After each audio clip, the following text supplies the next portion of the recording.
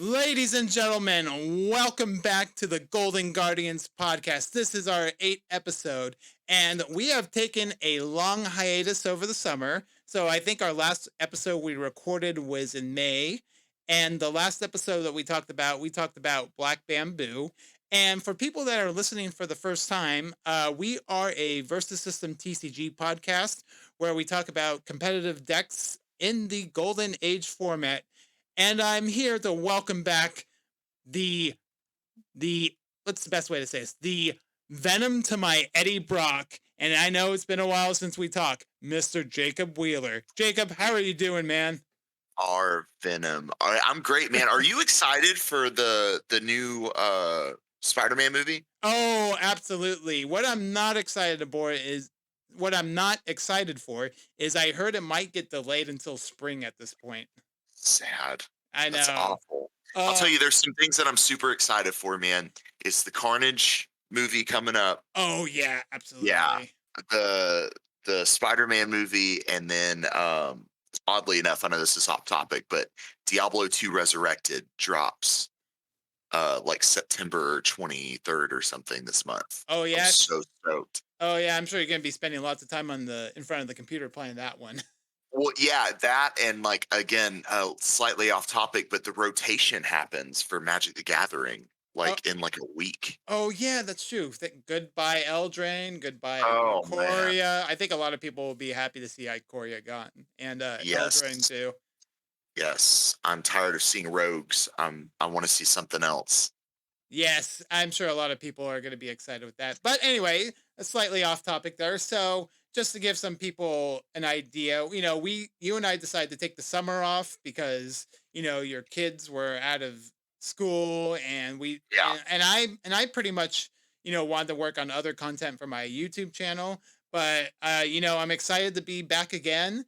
And in this episode, we're going to talk about a pretty sweet deck, and I think it's called I think it's referred to as quick voltage, but some yeah. people also will know it as high voltage. But for this episode, we're going to stick with quick voltage. So if you hear us kind of going back between the two terms, you'll know what we're talking about. It's the same deck.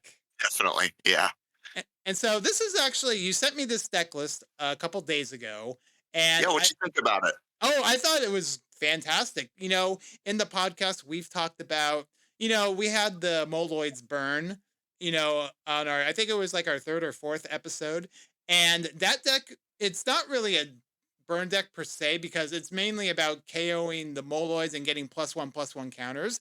But I Yeah, think this deck is mostly like, dealing direct damage to your opponent. And that's what I found was really interesting about the deck. yeah. For you Magic the Gathering players out there, this is the mono red burn equivalency of Versus System for sure, and this will forever.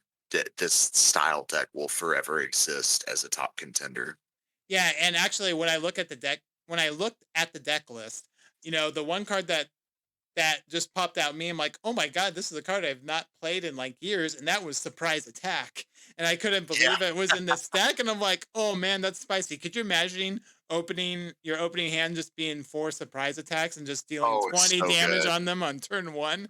So good. That takes me back to the New Brotherhood days, like back in Marvel Origins when Yeah. we played Surprise Attack with the with the New Brotherhood, Yeah. Genosha and all that. Yeah, and you played like the Quicksilver, the Yeah. 3 drop, and then you could also play the 5 drop Wanda or Yep. Scarlet Witch. Yeah, that Yep. one. Those are some good stuff. So, okay, so is there anything quick you want to go over the deck before we get to the actual deck profile? So the decks can be like really straightforward, but I am gonna do something for the listeners and I guess the viewers. I always get confused with that, but we do have some YouTube junkies that that Right. watch this stuff. So I'm going to do two things. This deck seems very unfair, along with that stigma that like the top 8 or the top 10 deck lists in Golden Age are just like bonkers unfair. I'm going to give you a little bit of a perspective on both why this deck is so good and why you really shouldn't be that worried about it when you run across it, and actually how to shut it down, because a lot of people tend to break the rules when they play this. So I'm going to point out some rulings as well that's going to help you on the receiving end of fighting this deck as well. All right, awesome. And also, just to let our viewers or watchers on YouTube know, we're going to do something different with the format of this episode. We're going to still go over the deck like we normally do in our other episodes, but this time, instead of doing the rotation and curve, as we call it, the second section of our episodes, Jacob is actually going to take the time to talk about the strategies and maybe some of the rulings. So we're going to replace that segment with this one. And then we'll do our FAQ section also towards the end of the video. But it's going to be the same questions that we ask on every podcast episode until somebody else wants us to ask us a different question, essentially. So, with that, is that about it? Are we ready to jump in? Oh man, strap in, boys. Let's melt some faces. Yeah. All right, we're gonna jump into this thing. So, Lockjaw, 4 copies of this guy. He is from Marvel Heralds of Galactus. He is a 1 drop. He's an Inhumans character. He's got flight. He's a 2/1. He's got concealed optional. So when Lockjaw comes into play, you may discard a card.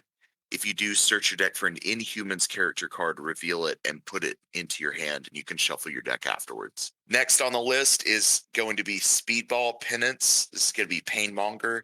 He's a 1 drop from Marvel Universe. He's a Thunderbolts and Shield character.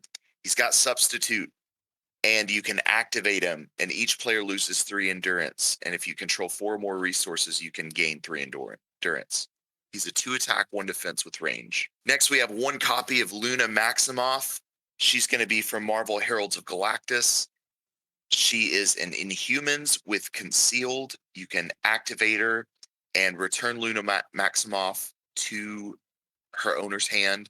Recovers target stunned character you control with a cost 3 or less and move it to your hidden area. You can only use this power during the combat phase. Next on the list, we have Choman. This is going to be from DC's Justice League.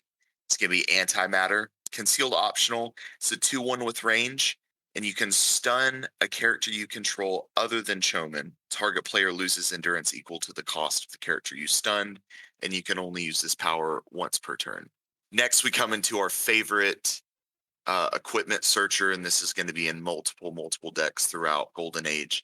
Apex Xena. All right, so Apex is going to be a 1/1. This guy's from Marvel Avengers, and when Apex comes into play, you can search your deck for an equipment card, reveal it, put it in your hand, and shuffle your deck afterwards. Next on the list, and in my opinion, this is my favorite card in the deck. I know this is odd, but Electric Eve. Electric Eve is going to be doing an insane amount of damage, and I'm going to be telling you why a little bit later. But Electric Eve is from Marvel X-Men.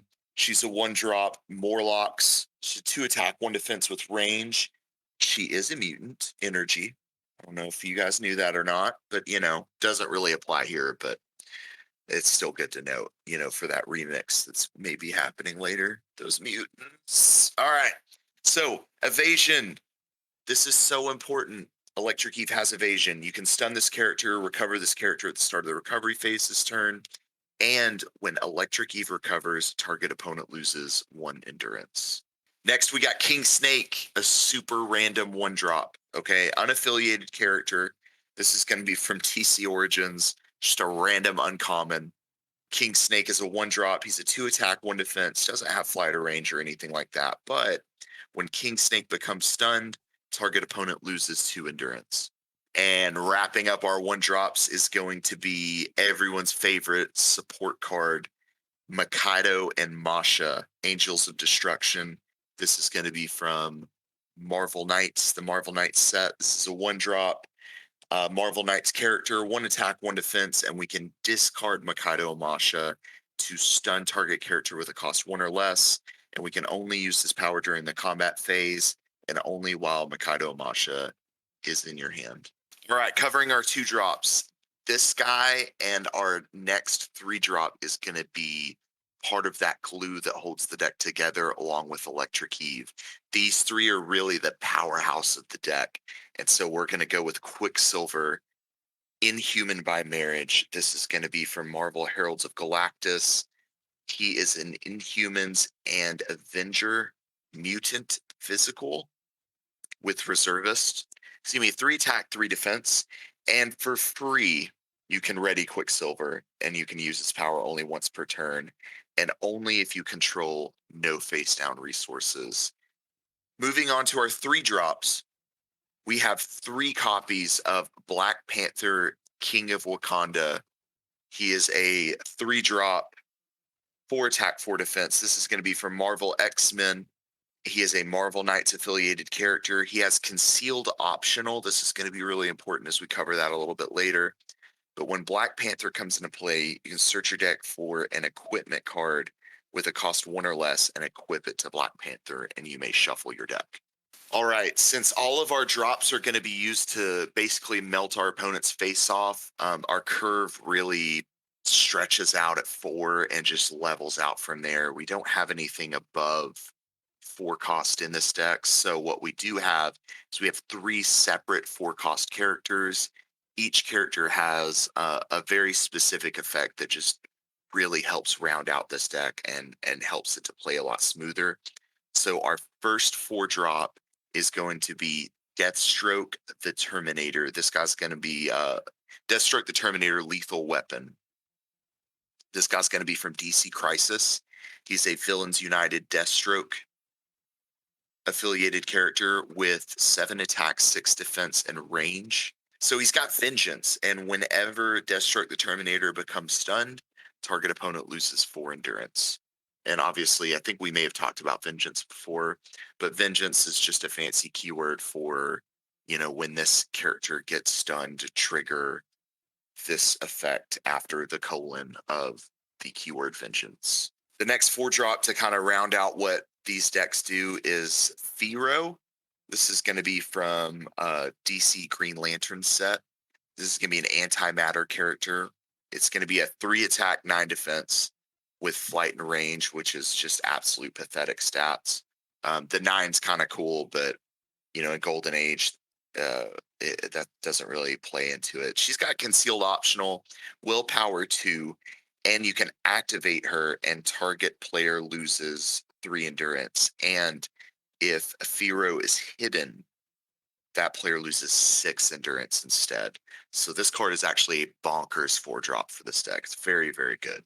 All right, and our last character that we're going to talk about is none other than Jester Jonathan Powers. This guy's going to be from the Marvel Knights set. He's Crime Lords, 7 attack, 6 defense with range. And I absolutely love this effect. This effect is so good. It's like an end game effect. You get to pay 3 endurance and transfer target equipment to an unequipped character you control. Use this power only once per turn, and you may target an equipment an opponent controls. Okay, moving on to our equipments. We only have two sets of equipments that's going to help us kind of, just do what the deck is designed to do. And that is to melt a hole in our opponent's face. So the first equipment that we have is going to be 3 copies of Flamethrower. This is going to be from the Marvel Spider-Man set. This is going to be a 1 cost equipment, and equipped character gets +5 attack. Whenever equipped character becomes stunned, KO the equipped character, which obviously would KO Flamethrower as well. And you may exhaust equipped character. Target player loses 5 endurance. Use this power only once per turn. And then next we have Advanced Hardware. This is going to be from Marvel Origins. And if you're any kind of Versus player, you should have the extended art version, right, Brandon? Yeah, Extended. all Yeah. about that extended art life. Actually, the extended art advanced hardwares are horrendously cheap to pick up. So pick up that, and you need to pick up those Joanna Cargill's extended art. Oh man, no, we talked Have to. about that in the Brotherhood episode, and Yeah, yeah, if you're playing that Brotherhood deck, pick up those Joannas. They're probably this and Advanced Hardware are probably the cheapest EAs you can get in the game. yeah, seriously. Or that or the other cheaper, maybe Fire and Ice. is kind of Oh cheap too. yeah, yeah. Fire and Ice is pretty cheap. Oh, we'll talk about that with the good guys deck for sure. Oh yeah. So this is going to be a one cost equipment, advanced hardware. This is going to be for Marvel Origins. Equipped character gets +3 attack, has range, and has activate. Target player loses 3 endurance. Moving on to our locations, we only have 3 copies of one location, and that is going to be Battle World. This is going to be from the Marvel Heralds of Galactus set. 2 threshold cost location, and it has Terraform, which is going to help us with Quicksilver's ability. Characters you control gain the Heroes of Earth affiliation. Characters your opponent control gains the Villains of Earth affiliation. Activate target attacker or defender you control gets +1 attack. This attack. This one is definitely optional with this deck. So when you're running this deck, don't feel like you have to have Battle World in the deck. However, it does give your characters the opportunity to actually reinforce, which is why the card is in there, in case you guys were wondering. Next, we have one of the best burn cards in the game. This is going to start off our plot twist. This is going to be Surprise Attack. Surprise Attack is a plot twist for Marvel Origins. It has a 0 cost threshold, and target player loses 3 endurance if that character controls no support row characters. That player loses 5 endurance instead. Moving on to our one cost plot twist. This guy's pretty important as we run Marvel Knight characters. This is going to be Wild Ride. This is going to be printed in 2 different sets. This is going to be for the Marvel Knight set and Marvel Legends, I believe, right? Correct. Okay, so this is going to be one cost threshold plot twist. You may search your deck for a Marvel Knights character card, reveal it, put it into your hand, and then lose endurance equal to the card's cost. You have to shuffle your deck afterwards. Moving on, this is going to be for support for Quicksilver, but very, very good cards. This is going to be Mega Blast. Mega Blast is from DC Origins, and you can never have enough of these in your collection for sure. 1 threshold cost plot twist. Target support row character has range this turn, and while attacking for the entire turn, that character gets +4 attack. Moving on, we have Flying Kick, which has been reprinted quite a bit. Man, what are some of the? We've got Marvel Origins, Flying Kicks, and DC Origins, isn't it as well? I don't remember if it's in DC Origins, but the sets that I remember being reprinted is printed in Marvel Origins, in the Fantastic Four starter, and in the Hellboy starter. That's all I can Hellboy, think. yeah. Okay, okay. Yeah, so which one's your favorite artwork, by the way, for Flying Kick? Oh, the Origins by far. Yeah, me too. Me too. I Uh, like the Origins. However, I do have a Fantastic Four deck with flying kicks, and I do use the She-Hulk one for that one just to kind of be on theme. Nice, nice. That's awesome. So one threshold cost plot twist, and it's relatively going to be the same as Mega Blast, except for target character has flight this turn instead of range like Mega Blast. And while attacking this turn, that character gets +3 attack instead of the former +4 attack from Mega Blast.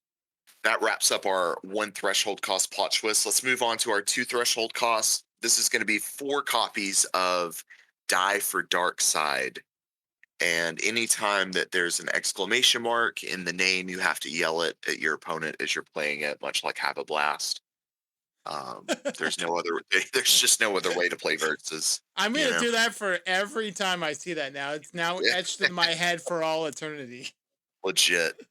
So, Die for Dark Side's going to be from the DC Justice League set, and as an additional cost to play Die for Dark Side, you have to KO a character you control, and target player loses 4 endurance if you play Die for Dark Side from your resource row and you control a Dark Side elite character. You may replace a face-up non-ongoing plot twist. This part of the effect has absolutely nothing to do with this. We're just in this for the 4 endurance loss from KOing a character that we control.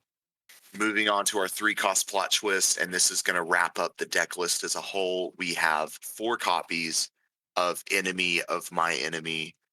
I really don't want to read this again because I feel like we read this every single time we do a deck All list. right, do you want me to read But this one then? Yeah, take it away, All right. man. Take it Okay, away. I'll do this one since I have to pitch in my I gotta do some legwork here. So okay, so this is a card that I've featured in many of my deck profile videos. And enemy on my enemy is a 3 cost plot twist. As an additional cost to play enemy on my enemy, discard a character card. Search your deck for an affiliated character card that does not share a printed affiliation with the card you discarded. Reveal the card, put it in your hand, and shuffle your deck. A very popular card amongst the Versus System community. It is definitely a staple in many other decks. So that is Enemy of My Enemy. And as a reminder, because I have to tell this to you guys all the time, I don't really have to. I'm sure you guys get it by now, but I want to make sure that the community really knows this. You cannot search unaffiliated characters with enemy of my enemy, but you can discard an unaffiliated character to search for an affiliated character. That is correct. So do not fetch for King Snake. You're probably playing the deck wrong if you're enemying for King Snake anyway. But Right? but you can discard King Snake to go fetch for anything else for sure. Yeah. Okay, cool. So yeah, that is the deck profile. And Jacob, thank you very much for, talking about the deck. And I think we're ready to move on our next segment. We're going to talk some of the strategies and some of the little tricks you could do with the deck. So, Jacob, before we move on, is there anything else you want to add? No, man, you hit the nail on the head. Okay, so now we're going to talk about the strategies of the deck. And I know Jacob has a lot of more to talk about, for this section. But I just want to say that I know I said it in the introduction of the video, but your best strategy for this deck is obviously opening up with 4 copies of Surprise Attack and practically taking half your opponent's endurance on turn one. Correct. Correct. That is ideally what's going to happen. Surprise attack and just speedball your way to victory, you know? Yes, but I'm sure there's many other things you could do with the deck than just stack. So why don't you There is. take it away? Let's hit it, man. So Lockjaw is going to fetch out Quicksilver, right?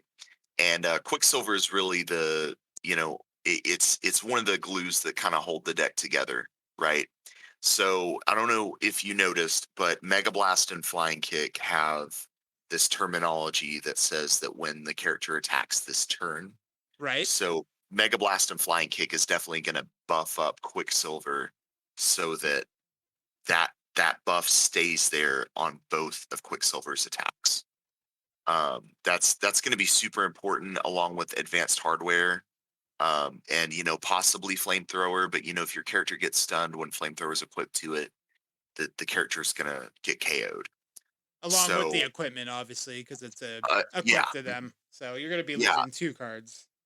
Now I have, as I've been playing this deck, I have had scenarios where I was able to equip flamethrower to Quicksilver for the +5 attack and actually clear the board for Quicksilver to attack twice.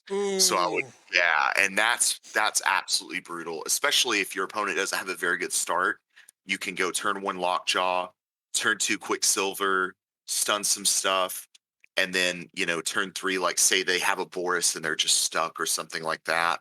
Hmm. Then you'll go Flamethrower, and then you'll go Mega Blast Flying Kick with the flamethrower on Quicksilver, maybe Mikaido Amasha off of a Wild Ride during the combat phase to stun their 1-drop, and just absolutely obliterate them with the double attack. What is that? 8, 19, 11, 15, 15, 30 damage off of Oh. 2 attacks with Quicksilver.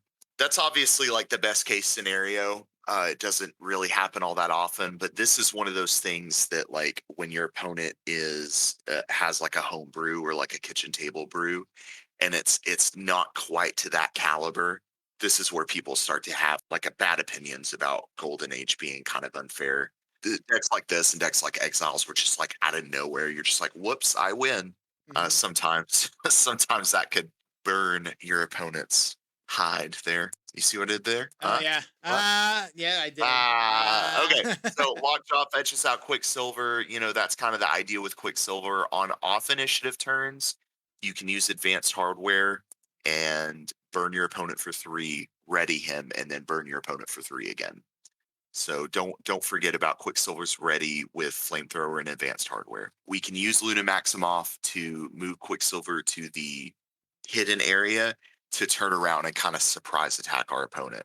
So we would go advanced hardware would be on Quicksilver. We'd burn our opponent for 3. It's their initiative. They stun us, and then we use Luna Maximoff to ready Quicksilver, move him to the hidden area, and then we would recover him.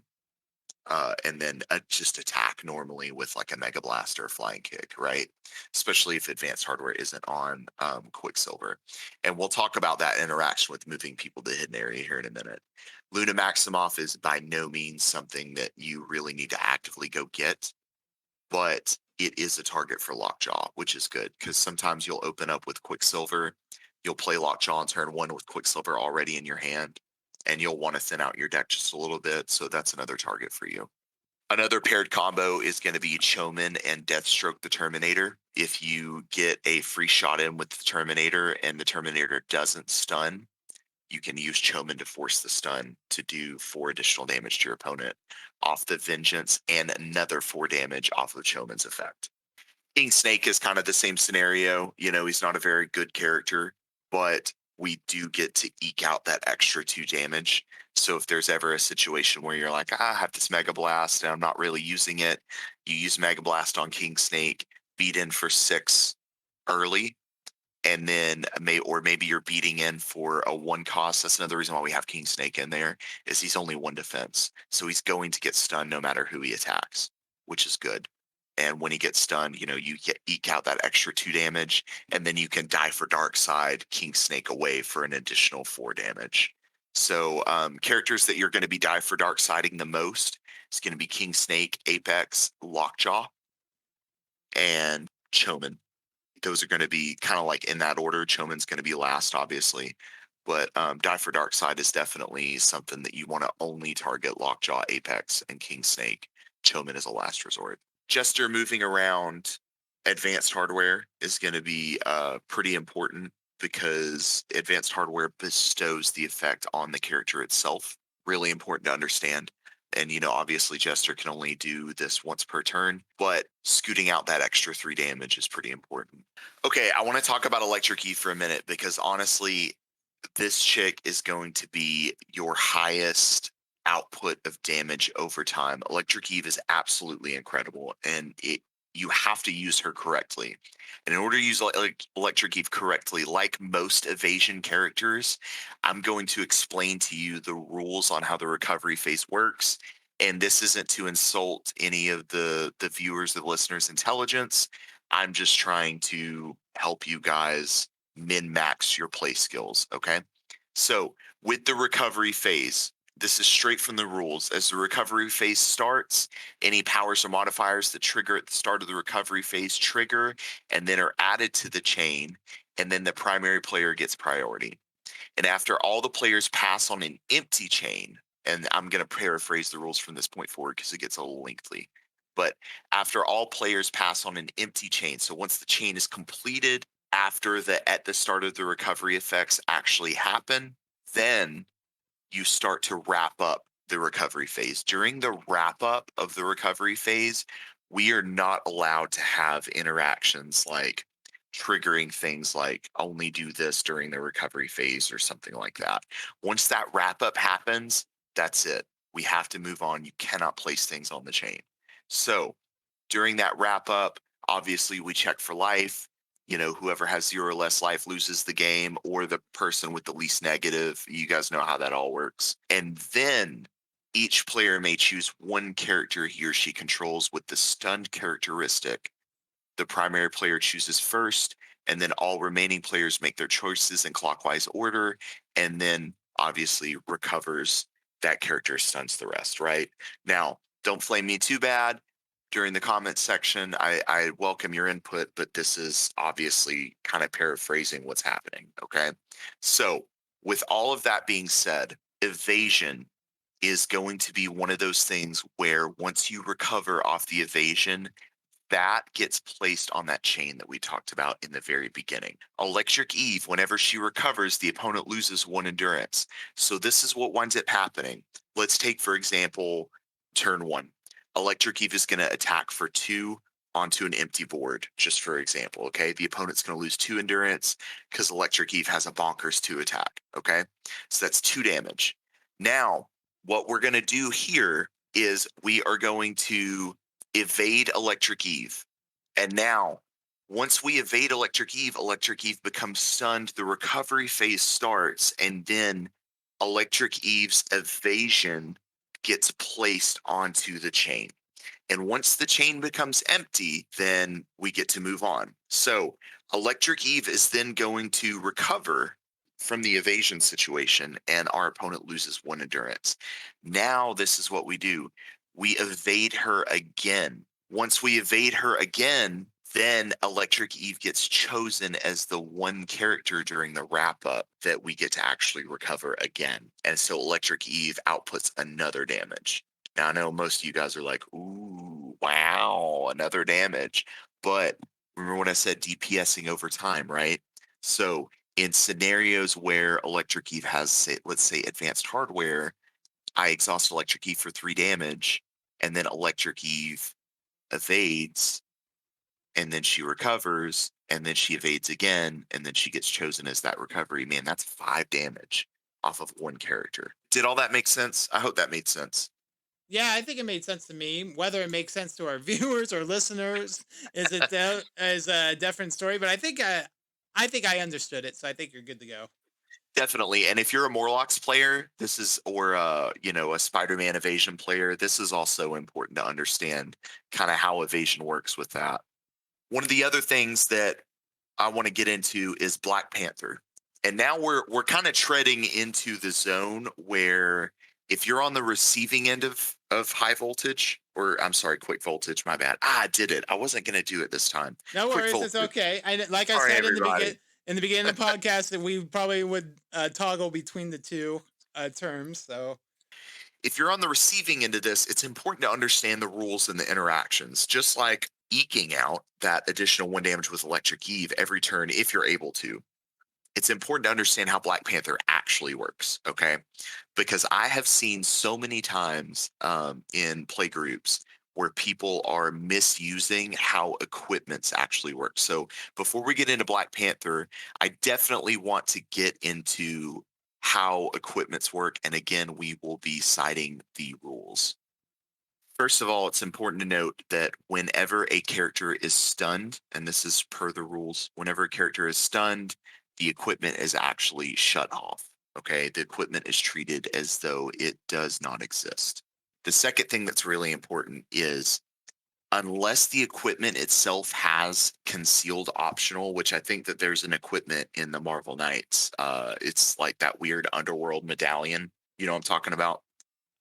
is it the mind tap mechanism Oh from yeah, you X know what? Men? Mind Tap Mechanism has concealed Yeah, optional too, doesn't it? Yeah. yeah. There are some equipments that do have concealed optional. However, the rules for equipments that do not have concealed optional are as such. You cannot, like the target for the equipment must be legal, obviously. So when I go to recruit an equipment, it actually puts that recruitment of the equipment gets put on the chain, targeting the character itself. If the character is in the hidden area, the target is actually illegal and you cannot do it.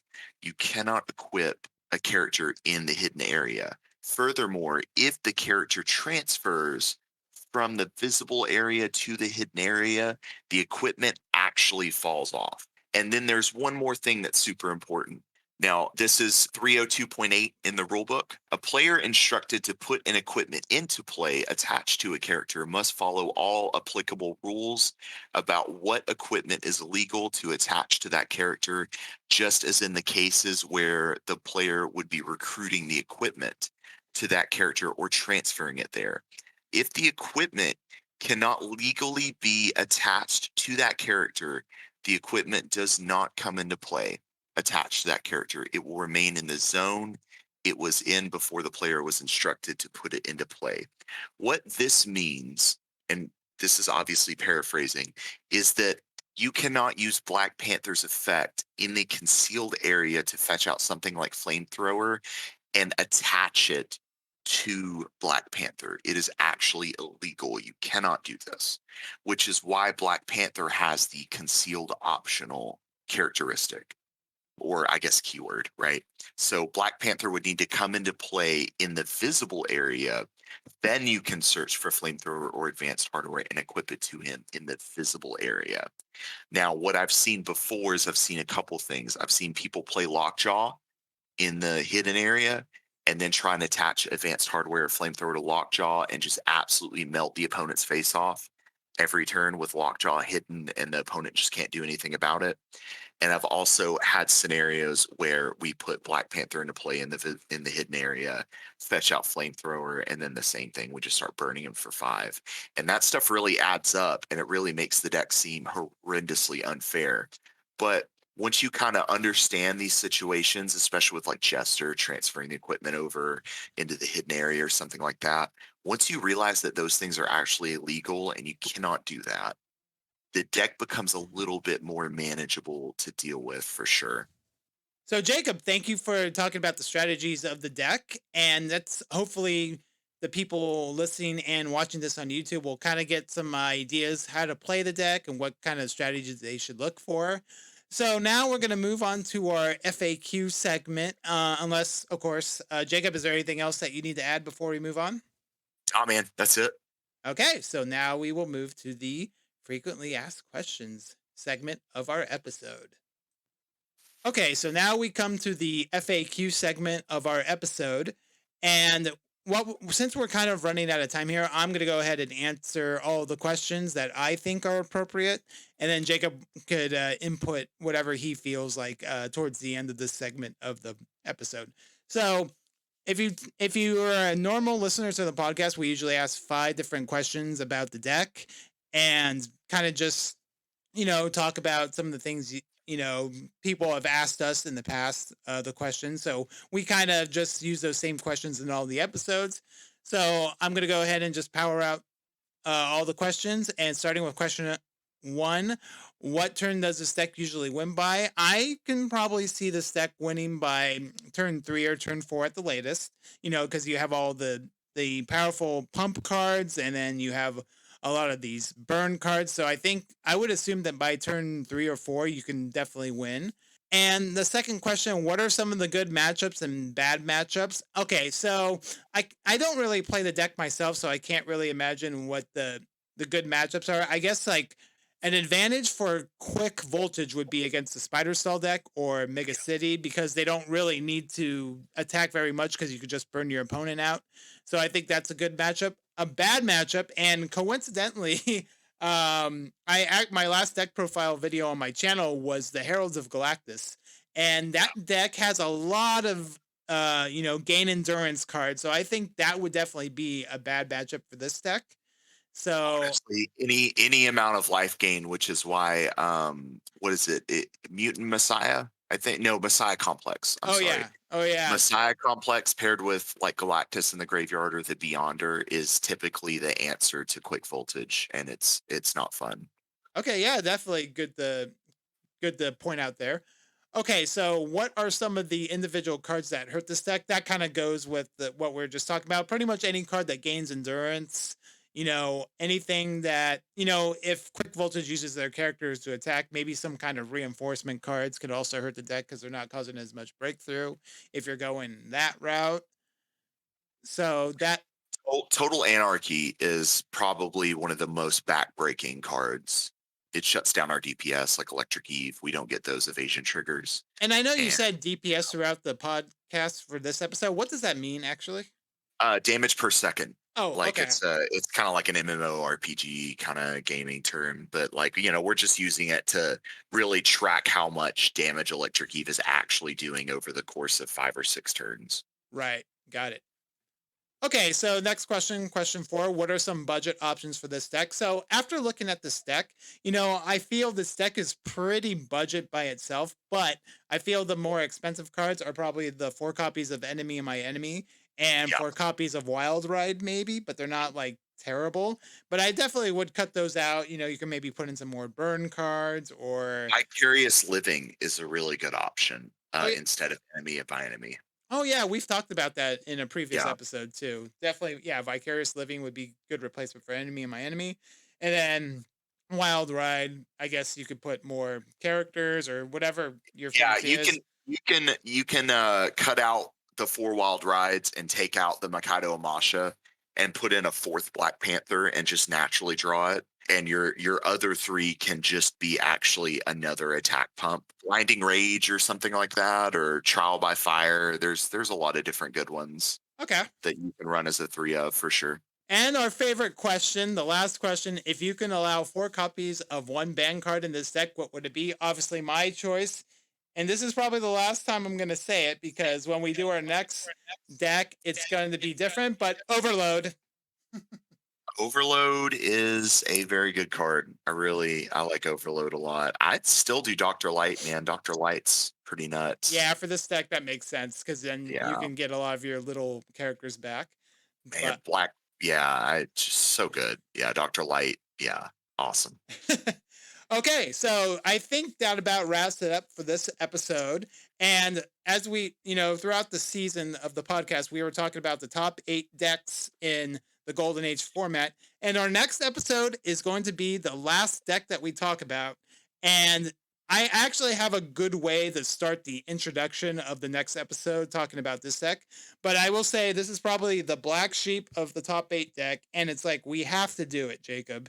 When we talked about when we put the orders, when we originally talked about it, like what decks we were going to talk about first. Are we doing it? Are we doing it? Yep. Next week? Yep. Next week is going to be the last deck. And of course, it's something we just have to talk about. You want to say it with me on the count of 3? All right, let's do it. Okay. 1, 2, 3. Exiles. Yep, that's Exiles it. for sure. That's the last deck. We have Man. to talk about it. I mean, you have your own competitive deck that you know about, and actually, I have my own build. So if we have Okay, time, cool. we'll talk. Maybe Yeah, we'll talk about it. We should totally cover both in one episode. The good season finale. I really want to talk about the Panopticron combo. So Definitely. we will do this, but we're also gonna do. So we'll do Exiles for our next episode, but we will have a season finale after that. And what I was hoping that we Nice. could do is talk about some of the highlights of the season, kind of recap some of the things we liked. Maybe have a special guest if we can fit it in somewhere. And that's kind of what I have planned. So Sounds great. I'm going to come up with a couple ideas. But okay, so that'll do it for this episode. Thank you, everybody who tuned in on Anchor, Spotify, Apple Podcasts to listen. And thank you to everybody who's on YouTube watching this. Jacob, is there any last words you want to say before we head out? No, man. Thanks to the community. You guys are incredible. And it's so cool to be able to serve you guys like this. That's very heartwarming. Thank you very Aw. much. Okay, guys, we'll see you next episode. Later.